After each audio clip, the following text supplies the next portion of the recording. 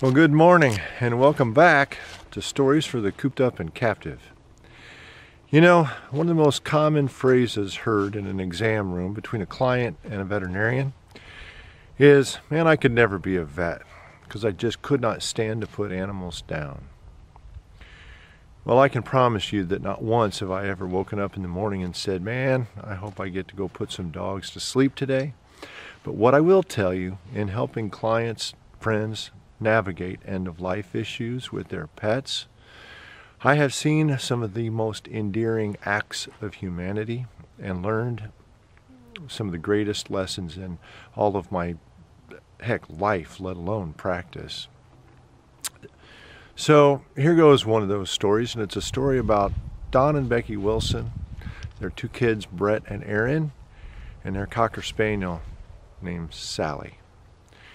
So in 25 years of practicing veterinary medicine, more than 25 years of practicing veterinary medicine, I have come by the notion that animals have a tendency to evolve in the likeness of their families. Well, Don and Becky's little Cocker Spaniel named Sallie, well, she had the requisite droopy eyes and goopy ears and had a grade 3 heart murmur, but she also had the disposition of a nanny. She would sit by the bus waiting for the boys to come home from school, then tool along with them down to the lake if they went fishing. She'd play ball, she'd sit and stay, she'd never run away. But that dog's claim to fame, her superpower was she never barked, not once. Yeah, a Cocker Spaniel that did not bark. Becky always made Sallie's veterinary appointments around 3:30 or 4 o'clock in the afternoon after she picked up the boys from school. They'd come in and I'd scoop up Sallie and put her on the table and do my physical exam while Becky and the boys would sit peacefully on the bench. If they had a question, the boys would raise their hand. "Hey, Mr. Vet Guy, is Sallie gonna die?" I would assure them Sallie was doing just fine, and then I'd give them a handful of treats to feed to Sallie as I gave her injections. Well, one day after a visit, we have a lending library at the vet clinic. So I gave Sallie a copy of James Herriot's collection of children's stories, and I told her, "Some of these are pretty tough. You might want to have a box of Kleenexes sitting by the bed when you read them to the boys." Well, it was me who needed that box of Kleenexes because 3 days later, I got a handwritten thank you note from the boys.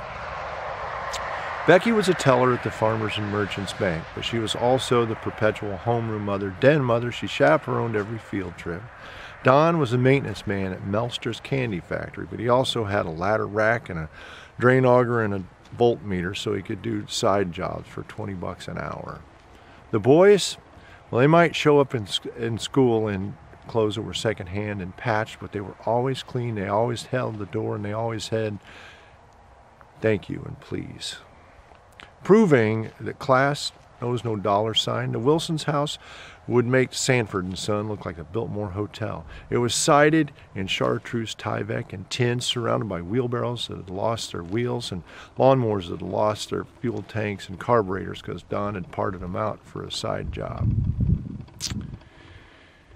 The first sign was when Don drove Becky to Sallie's veterinary appointments. Then came the faded red bandana on her head. Soon the color started to fade from her cheeks and the flesh melted from her cheeks. She never missed one of the boys' football games, but for the home opener in September, she was sitting at the end of the bleachers under a mountain of blankets. Mother Teresa said, "Blessed are the sick." Well, I think she was talking about Becky Wilson. As she no longer could, she taught those boys how to cook and clean and do laundry. She let them see her and Don cry. They spoke openly about life without her. But what she would not allow, she wouldn't allow a late homework assignment or a missed football practice just because Mom was sick. Well, Michael Perry said the real pain starts when the last casserole dish is returned. Well, for me, it was at Becky's wake. I shook hands with Don one last time and looked past to see Sallie sitting by the chair where she and Becky used to look at the lake. Now, I'd like to think at the Lake Mills Veterinary Clinic we do our dead level best for every client and every patient that walks through our door, but there are circumstances when you dig just a little bit deeper. We aspirated every lump, we extracted every rotten tooth, and we managed her congestive heart disease with top shelf drugs. Price sheets, protocols were out the window. Don never saw an invoice. Instead, he'd help replace some ballast in the fluorescent light fixtures or paint an exam room in exchange.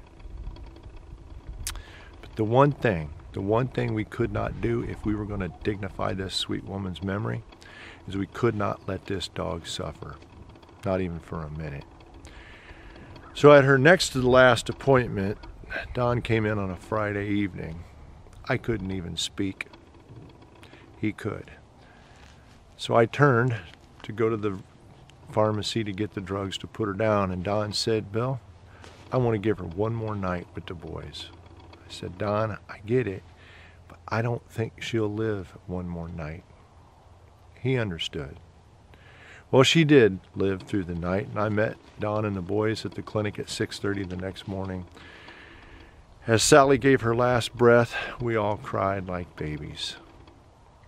A couple of weeks later, I saw Don at Brett's last football game. I pulled up a spot on the chain link fence and stared at the field with him. At halftime, he turned to me and he said, "Bill, did I ever tell you about Sallie's last night?" He had not. We went on to explain that he had woken up at 2:30 in the morning. He tried to stand, but he was drunk and fell to the floor and vomited. He crawled into the kitchen to find Brett with Aaron across his shoulders in a fireman's crawl, staggering, gasping for breath.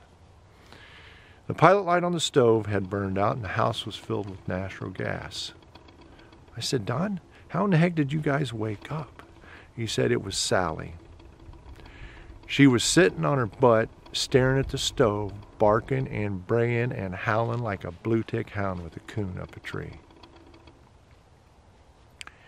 Now, you can call this story mojo, you can call it magic.